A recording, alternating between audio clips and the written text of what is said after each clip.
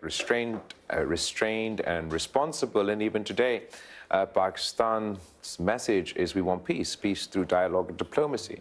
We believe there's no military solution to any of the issues between India and Pakistan. And unfortunately, as our neighbor has refused to talk, this delegation is going from capital to capital, engaging with the international community, seeking their assistance in this pursuit for peace. Give us a specific. The Indus Water Treaty is still suspended. The rhetoric around that from Pakistan's side was that if it's not reinstated, that's an act of war. Is that where you still are? So absolutely. One of the many issues, and I'm happy to go to any of them, is the weaponization of water through the declaration by India, the threat by India that they'll shut off the water supply to 240 million people in Pakistan. Just making that threat is a violation of the UN Charter. Were they to act on that threat, Pakistan has been very clear, we'd consider that an act of war. I believe that all countries, I'd even sort of appeal to your viewers, everyone should speak with one voice condemning India's decision. We can't allow this precedent to set. We can't weaponize water. We've been to war with India before. We've had many exchanges such as this, but never has such a drastic step been taken. At the moment, the threshold for conflict between India and Pakistan is the lowest than it's ever been in our history. We've achieved the ceasefire, but we have not achieved peace. As it stands today, if there's a terrorist attack anywhere in India or Indian-occupied Kashmir, proof or no proof, that means war. That's not a tenable situation. Pakistan believes there needs to be dialogue and diplomacy where we discuss all issues, terrorism, Kashmir, water, and start moving forward. Bilawal, let's just be really specific about what's happened with the treaty. It's been suspended, but the water has not yet been stopped. Just be... So first of all, there's no legal term to suspend or hold in abeyance. That's the word they use, the treaty. According to the treaty itself, which is not just between India and Pakistan, but has international institutions as a party to it, no changes can be made to the treaty without mutual consent. There is no such thing as hold in abeyance or suspend. That is a violation of the treaty. But the water hasn't stopped flowing. So they don't have the capacity at the moment to completely stop flowing the water. However, they are able to delay the release of water, which even if in sort of a country like Pakistan, which is an agrarian economy, even a week's delay in the water can kill your crop. They're not sharing the data as a lower riparian, that's our right, about the status of the water, etc. And there's a whole host of things that they're doing that is still sort of, unacceptable. Were they to build new canals or try and build a new dam on the three rivers that are in Pakistan's domain, then for us, we'd have to take a more aggressive step. And that would be war. As you rightly point out, wars have been fought in the past between India and Pakistan. The treaty has never been suspended at this, as it has been now, the first time since 1960, so it's a real inflection point. Look, you said you were on a delegation to speak to people in capitals. You were in the United States just the other day, on Thursday, challenged by a congressman called Brad Sherman to reduce any connections and to stamp down on terrorism in Pakistan, particularly the group Jaish al-Mohammed. I really appreciate Mr. Sherman's role within the House of the United States. His tweets don't necessarily reflect the conversation we actually had when we were there. Having said that, ask you to stamp down on terrorism. Having said that, the points he did make are legitimate. Pakistan has and does combat terror within its own country, particularly the groups that are mentioned in his tweet, but perhaps he missed talking when I was sort of physically there. Those groups, Pakistan has taken effective action against under the FATF framework. When I was foreign minister, Pakistan was on the FATF grey list, and we managed to move it towards the FATF white list by the end of my term.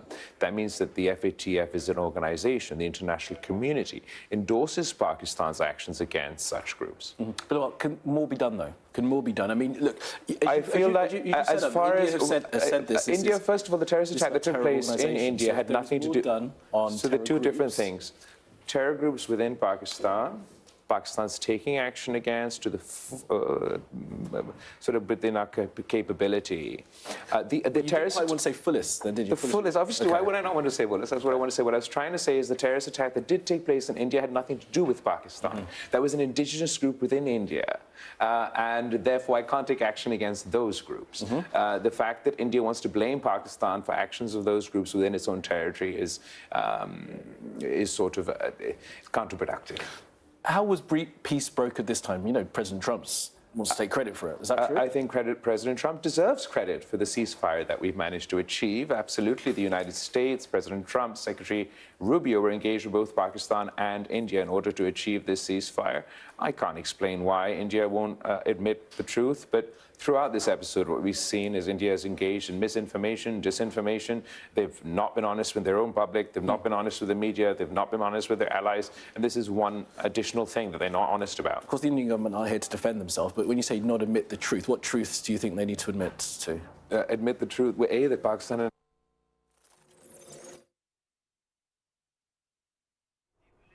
नाज़रीन, chairman People's Party Bilawal Bhutto Zardari Sky News को interview दे रहे थे। उनका ये कहना है कि उनका मकसद उनका They cannot name a single terrorist that was involved in this attack. They went to war with a nuclear armed power. They can't tell you, they can't tell me, they can't tell the people of India which terrorist was involved in this attack, what's his name, where did he come from, if you claim he came from Pakistan, which town, which border crossing. I mean, these are basics that I believe by this point, if India was being honest, that information would have come forward. Questions we need to put to India itself. Absolutely. You're in the UK for meetings. We talked about your meetings in the US. What would you want to hear from the UK government? I think the UK has a unique role in this entire situation. First of all, obviously, the United Kingdom played a part in partition. The unresolved issue of Kashmir. There's a British legacy there, which I believe they bring a certain context to, a certain perspective to. There's a large population of people from India, people from or of Indian descent, of Pakistani descent, that live here in the UK. I don't think we can isolate ourselves from... Could they broker peace talks between the two sides?